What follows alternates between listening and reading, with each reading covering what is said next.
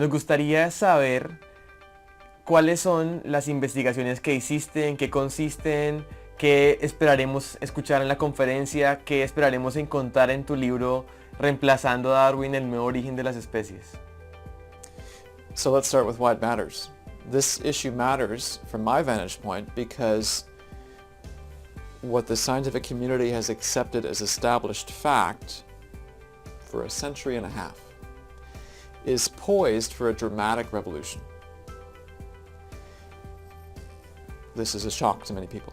So most of what we said is true about species.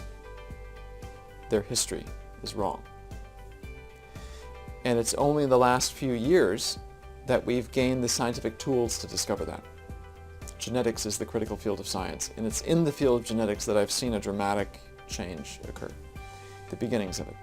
Now, my part in all of this, my part in trying to uncover the real history of life on this planet, the real history of the human race. So Darwin wrote The Origin of Species in 1859. About 12 years later, he writes The Descent of Man. He ignores the origin of humans, by and large. In his first book, he touches and tries to explain the origin of humans in his second book. Humans are also defined by their heritable traits, so genetics is critical for our own origins. And that's a key question too. So about 10 years ago, one of the first things I did, sat down when thinking about the origin of species and humans in particular, was what any scientist should do. If you're going to enter a field of research, you have to say, what do we know? What do people say? And why do they say what they say? You look for holes. You look for problems. What's the evidence supporting this? And if there isn't good evidence, well, there's your research question. That's what I did in graduate school. We know this about stem cells. People are saying this about stem cells, but what do we really know? What's the evidence? What's the experimental evidence that supports these conclusions? And if it's poor, there's my experiment to discover what the answer really is. So, first step was, what do we know about the origin of species? And there's hardly any genetic data out there, or that was just the beginning of the genetic era, in a sense, in 2009, about 10 years ago.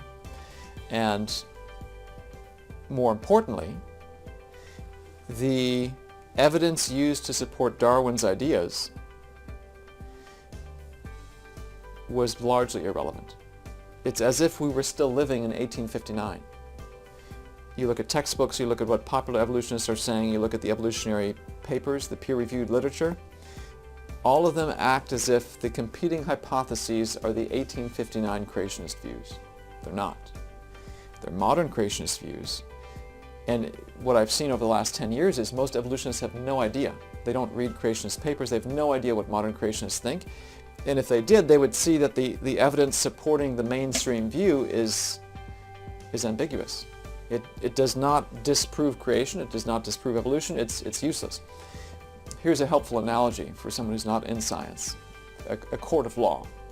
Someone's accused of a crime, let's say murder, and the lawyer comes and questions the suspect, and he says to him, and tries to show the court, we found a gun that we know this guy likes to use in his possession. The murder happened at 1 a.m. in the morning, and we know that he's often awake at 1 a.m., and he's the next door neighbor of the person who was murdered. Okay, sounds like fairly incriminating evidence. Maybe he's a good suspect. Well, then his defense attorney comes along and says he's a professional police officer who carries a gun all the time. He has to work third shift, so he works nights all the time. He's an outstanding citizen. He attends church regularly, a father of 6 children, never has a criminal history, and the night the murder was committed, we know he was 500 miles away on vacation.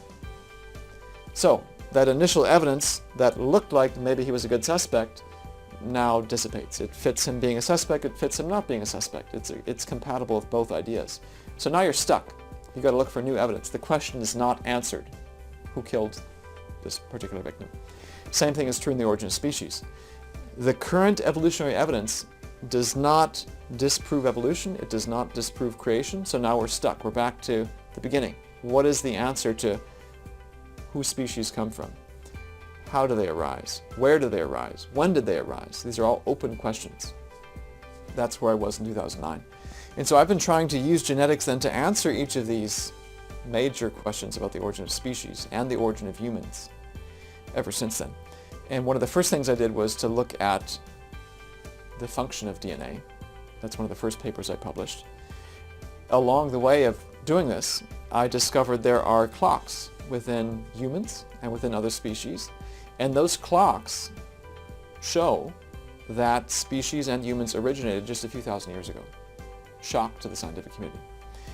But there's multiple independent lines of evidence pointing towards this conclusion.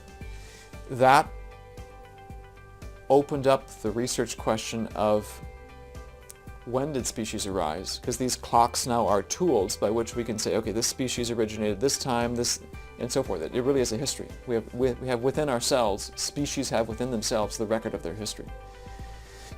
And along the way, this led me to the question of how did they arise, because that's recorded in DNA as well. So those major questions have resulted from just following the evidence where it leads. Starting with, what do we know about the origin of species? And there's a lot we don't. There's a lot that we still don't. Recognizing that the mainstream view of science hasn't answered this question. And then taking the field of genetics and following the evidence where it leads. And so that's been the history of research for me the last 10 years. That's the basis for my book, Replacing Darwin. And that's what I'll be heavily focusing on during my time in Colombia.